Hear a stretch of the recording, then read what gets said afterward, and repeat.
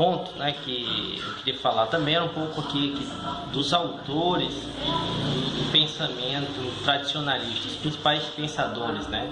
Estão entre eles René Guénon, autor da Crise do Mundo Moderno, e o italiano Julius Evola, que escreveu Revolta contra o Mundo Moderno.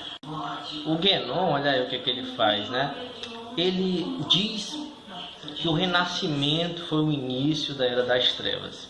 Enquanto a gente, né, geralmente nos nossos estudos, a gente vê que a Era das Trevas, né, esse título, esse termo, é atribuído à Idade Média, né, que era uma época anticientífica, era uma época onde a religião era predominante e tudo tinha que se sobrepor, ela se sobrepunha a tudo, né, que existia. Então, não havia liberdade econômica, não havia liberdade de pensamento, não havia liberdade do pensamento científico, filosófico, né?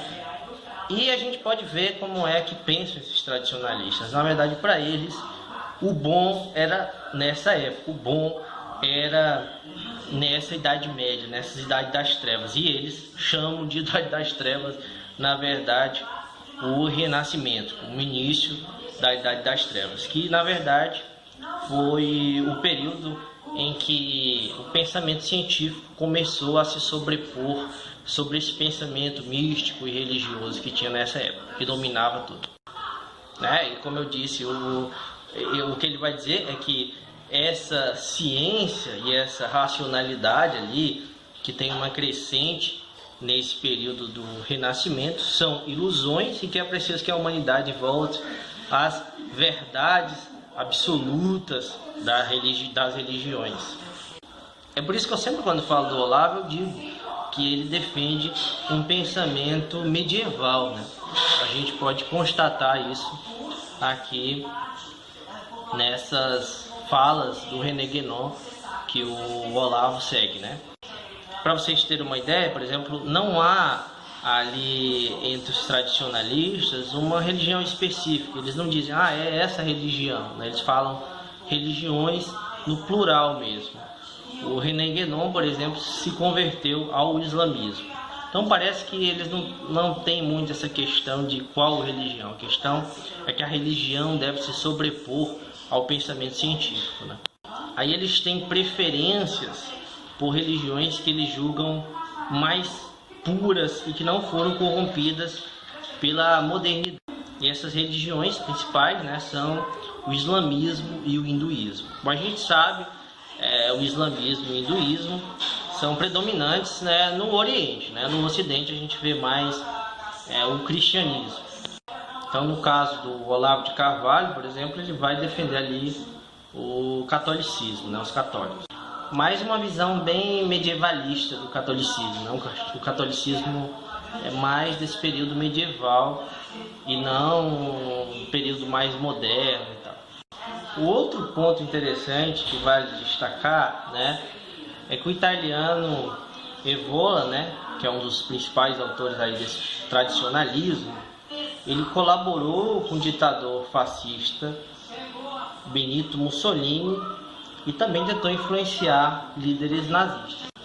E ele fez isso, né, incorporando o tradicionalismo à questão racial, afirmando que os arianos eram superiores a semitas, africanos e todos os não arianos, e também afirmando ali que a masculinidade estava acima da feminilidade e que o norte estava acima do sul global, né? Então a gente vê que ele foi incorporando alguns aspectos ali que agradavam os nazistas, né? Aspectos que o pensamento nazista defendia. Tanto, né, que o autor do livro que eu citei, ele diz o seguinte, que o movimento tradicionalista acabou gerando uma metástase do fascismo italiano. Então o autor diz que hoje em dia, né, alguns tradicionalistas eles rejeitam alguns desses pensamentos do Guénon e de Evola, mas ao mesmo tempo, né,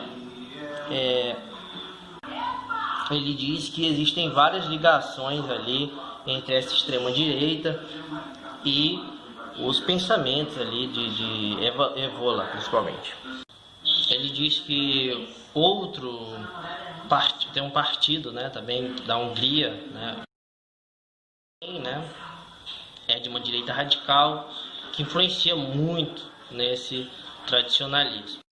E uma coisa interessante aí para falar sobre o Brasil, né, que é que o Ernesto Araújo, né, o autor do livro diz que o Ernesto Araújo, né, discute obras de Guénon e de Evola fluentemente.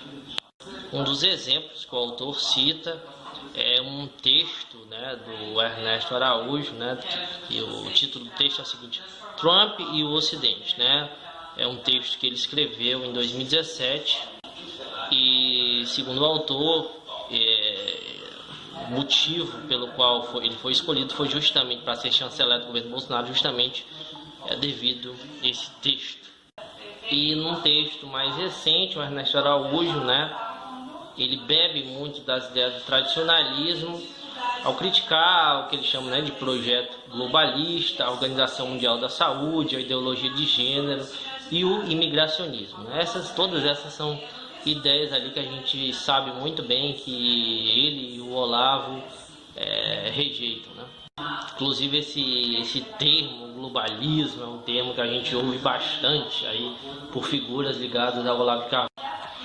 E aqui tem uma coisa que um trecho aqui que resume muito bem essa ideia do que é para eles esse tal globalismo. Vou ler aqui para vocês. Para os tradicionalistas, a era das trevas em que vivemos é o globalismo, em que a hierarquia é destruída e não há fronteiras nem limites.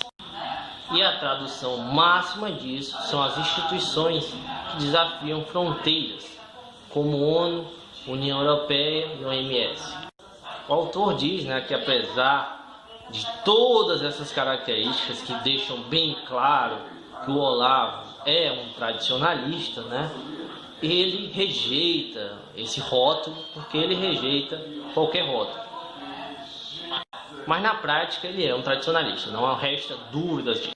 Inclusive ele leu todas as obras, né, mergulhou profundamente ali na filosofia tradicionalista, leu todas as obras do René Guénon. Inclusive eu mesmo, isso é o que diz o autor aqui, né, mas eu mesmo que já vi, né, tive que pesquisar mesmo, tive que durante esses últimos anos ver vários vídeos do Olavo de Carvalho, aulas, né, entre aspas, dele ali, via que ele citava bastante esse René Guénon, bastante mesmo, ele cita muitas vezes, deixa bem claro que ele é bem influente e que esse autor influencia muito no seu pensamento, ele tem muito respeito por esse autor, é um dos autores que ele mais fala, então é evidente que o Olavo é um tradicionalista. Um fato aqui bem interessante que o autor vai falar sobre o Olavo, o passado de Olavo, é que nos anos de 1980, Olavo fez parte de uma tariga, uma comunidade sufista, uma corrente mística do islamismo. Apesar do Olavo aí pregar tanto a questão cristã, né, o seu passado mostra que ele tem aí influências pro lado dessa mística do islamismo, né?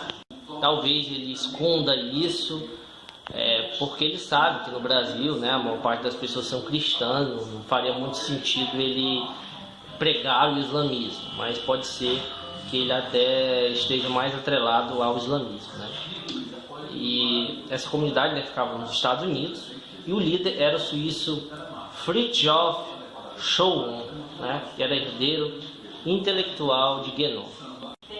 E na entrevista, né, que o autor fez com o Olavo de Carvalho, o Olavo disse que René Guénon é um dos críticos mais eficientes da modernidade ocidental.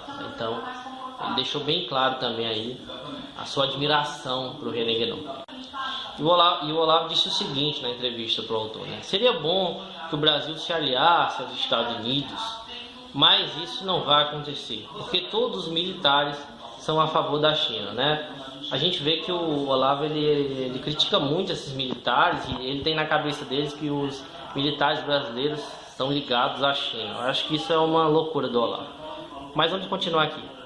Eles amam a China e odeiam os Estados Unidos. Claramente isso é uma mentira. E então o Brasil é um aliado da China, um instrumento da China. Absurdo, né? Vamos continuar aqui. O Olavo dizendo: a China é o maior perigo. Eles não têm uma noção da humanidade. Eles acham que as pessoas são coisas, que você pode substituir uma pessoa pela outra. Eles não são boas pessoas. Porém, apesar desse suposto pessimismo que o Olavo tem em relação ao Brasil, ele é extremamente otimista em relação à Europa. Agora eu entendi, são alguns países específicos da Europa, né, como a Hungria, a Polônia, a Romênia, países que estão aderindo aí à extrema direita, né? Então, esses países, segundo o Olavo, visão dele aqui, estão acordando para a base espiritual da civilização.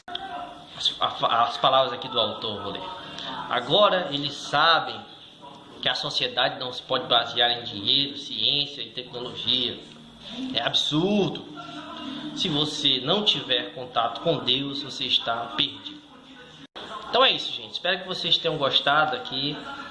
Eu achei bem interessante. Depois vou dar uma pesquisada, vou ver se eu consigo achar esse livro, porque realmente é muito importante a gente compreender esse tradicionalismo. Espero que vocês tenham gostado. Peço que vocês deixem seu like, que vocês compartilhem esse vídeo, que é um tema muito importante. Obrigado a todos e até mais.